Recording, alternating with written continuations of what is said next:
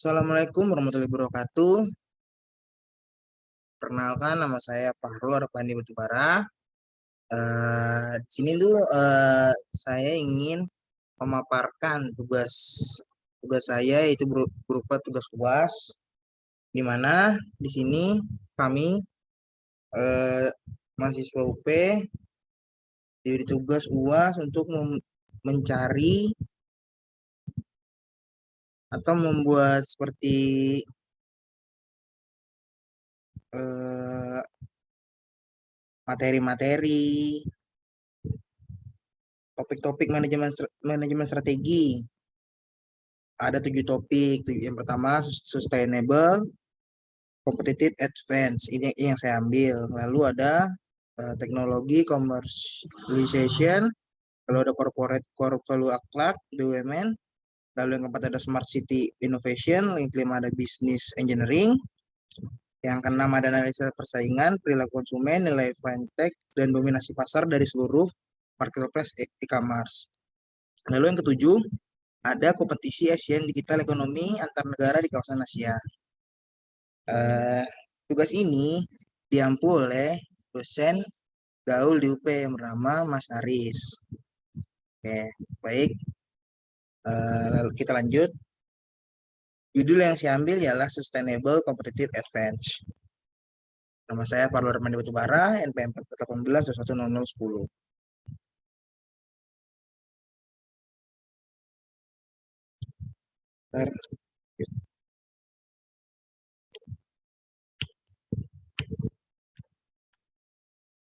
Oke, yang pertama ada definisi.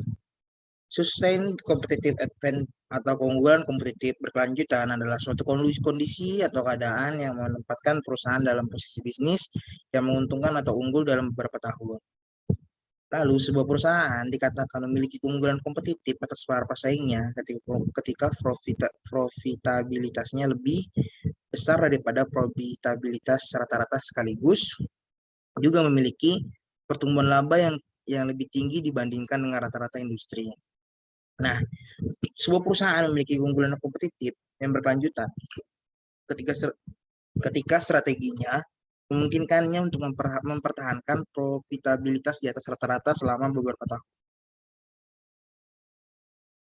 Nah, lalu ada definisi menurut para ahli.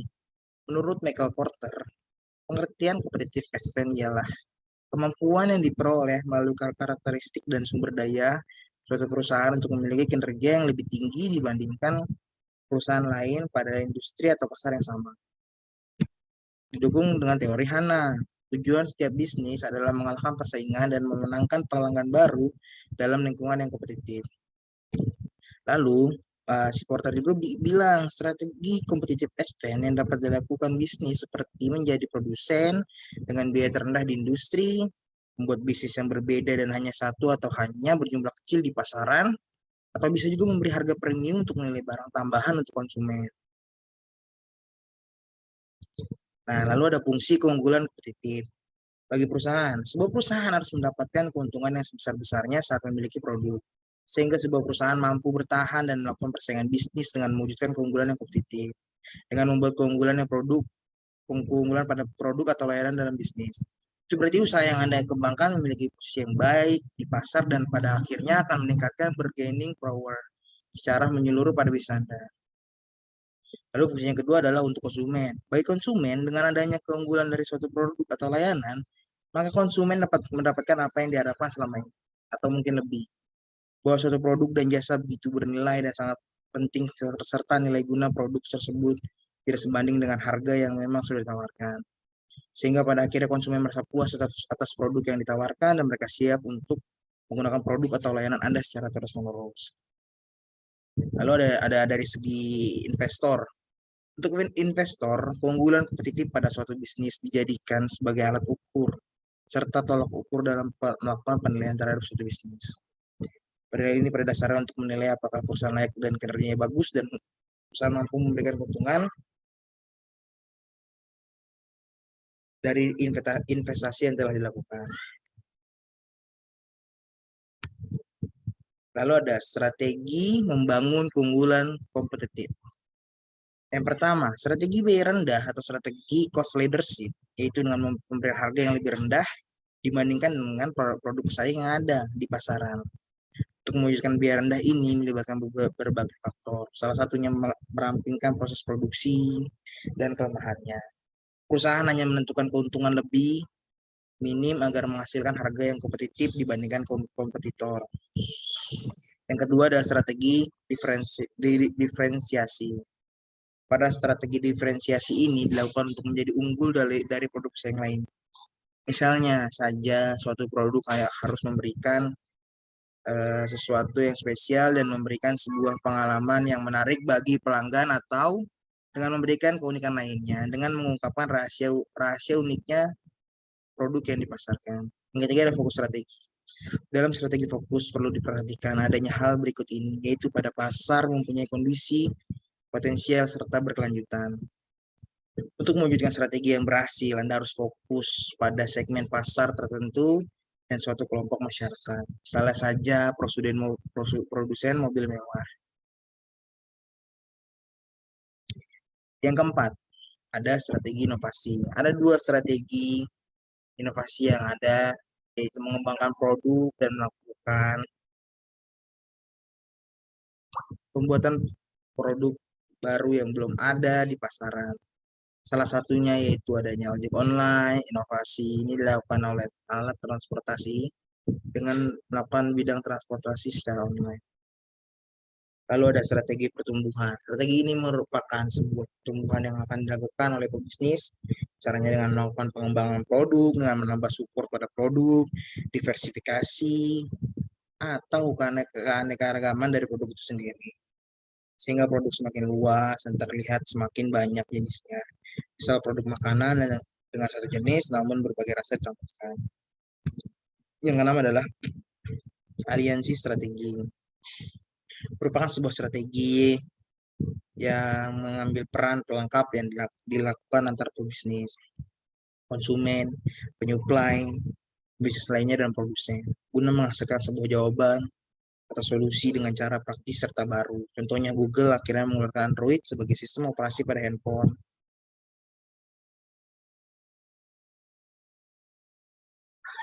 Analisis. Dalam menjalankan bisnis perusahaan diperlukan analisis keunggulan kompetitif.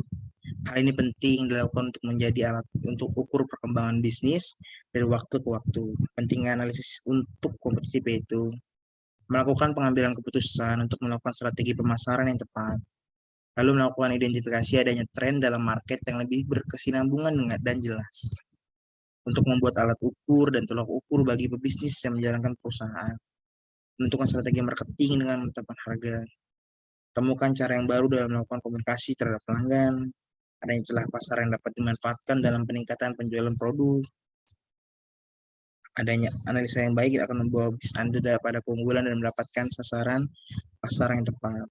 Selanjutnya Anda akan mengenal alat ukur yang bisa membantu dalam mengembangkan pemasaran dari perusahaan secara kompetitif. Tools atau alat ukur yang digunakan dalam keunggulan kompetitif. Yang pertama adalah balance scorecard. Balance scorecard dilihat dari tiga perspektif, yaitu keuangan perusahaan harus mampu mengelola, kemudian dari konsumen, loyalitas konsumen terhadap produk perusahaan, perspektif internal yaitu pengukuran kualitas kegiatan bisnis secara internal dan menyeluruh yang dilakukan perusahaan. Dari perspektif SDM perusahaan atau learning and grow, yaitu berhubungan dengan karyawan yang melakukan kontribusi serta kompetisi karyawan. Triple bottom line ialah salah satu sistem utama yang digunakan oleh bisnis untuk menilai keuntungan yang mereka peroleh melalui solusi keberlanjutan perusahaan mereka. Metode triple bottom line meminta Anda untuk menilai dan melampaui garis bawah tradisional bisnis sehingga keuntungan dihasilkan bisnis Anda secara sosial, lingkungan, dan ekonomi. Mengukur bisnis Anda menggunakan triple bottom line adalah satu cara terbaik untuk seberapa berkelanjutan bisnis Anda dan seberapa keuntungan sebenarnya bisnis tersebut. Dengan adanya alat ukur yang digunakan, maka perusahaan bisa mewujudkan terjadinya keunggulan yang kompetitif. Hal ini tentu sangat membantu dan mewujudkan sebuah produk yang begitu memiliki nilai istimewa.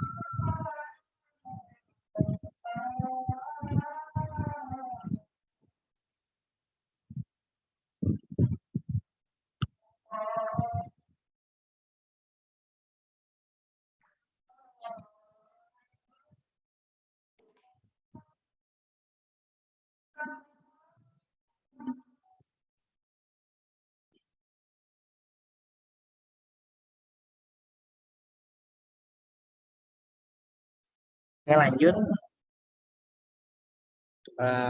Penerapan kompetitif advance. Contoh penerapannya itu ialah yang pertama adalah perusahaan Alibaba Group. Sebagai bisnis retail online terbesar di Cina, perusahaan yang menyiptakan keuntungan dengan memanfaatkan kemitraan, investasi, dan aliansi untuk terus menyesuaikan penawaran mereka dengan dasar kebutuhan pelanggan yang terus berubah. Lalu ada contoh keduanya yaitu perusahaan asuransi terbesar di dunia yang telah menghabiskan 1 dekade untuk mengubah bisnisnya menjadi fokus pada keuangan, properti, otomotif, perawatan kesehatan, dan pelayanan smart city. Hal yang membuat Fincan unggul adalah full stack dari bisnis yang saling bergantung dan berjalan secara mandiri di sektor-sektor yang dekat dengan penawaran inti Fincan. Asuransi. Bisnis-bisnis Fincan memiliki berbagai aliran pendapatan dan model bisnis dan memenuhi sejumlah kebutuhan pelanggan dengan peluang melakukan penjualan silang dan menarik klien baru dari suatu bisnis ke bisnis lainnya. Oleh karena itu, ketika kebutuhan pelanggan berubah secara substansial di masa krisis, Ping An masih mendapat pelanggan dalam ekosistem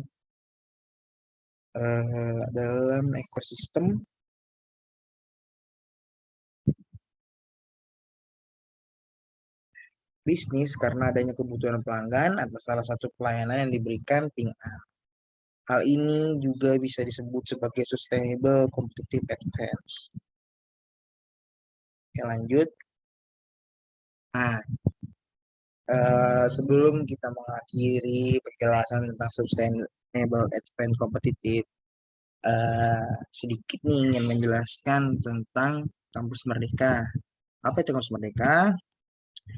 Uh, itu kayak suatu program dari Dikti Wirausahaan Merdeka. Wirausahaan Merdeka ialah bagian dari program Kampus Merdeka Kementerian Pendidikan, Kebudayaan, Riset, dan Teknologi Indonesia yang memberikan kesempatan kepada mahasiswa belajar dan mengembangkan diri menjadi calon wirausahaan melalui aktivitas di luar kelas perkuliahan. Program Wirausaha Merdeka berkolaborasi dengan perguruan tinggi, pelaksana program pengembangan pembelajaran wirausaha yang mampu mengasah jiwa kewirausahaan, mendorong peningkatan pengalaman wirausaha, dan peningkatan kemampuan daya kerja mahasiswa. Program ini hadir untuk membantu mengurangi tingkat pengangguran terdidik dari lulusan perguruan tinggi di Indonesia, menanamkan mindset dan kompetisi dasar di bidang kewirausahaan, mendorong meningkatkan pengalaman wirausaha mahasiswa, meningkatkan kemampuan daya kerja mahasiswa, membantu meningkatkan kapasitas dan kualitas lulusan perguruan tinggi. Ya, terima kasih. Sekian dari saya, Pak Lorman Batubara. Mohon maaf bila ada kata-kata yang salah.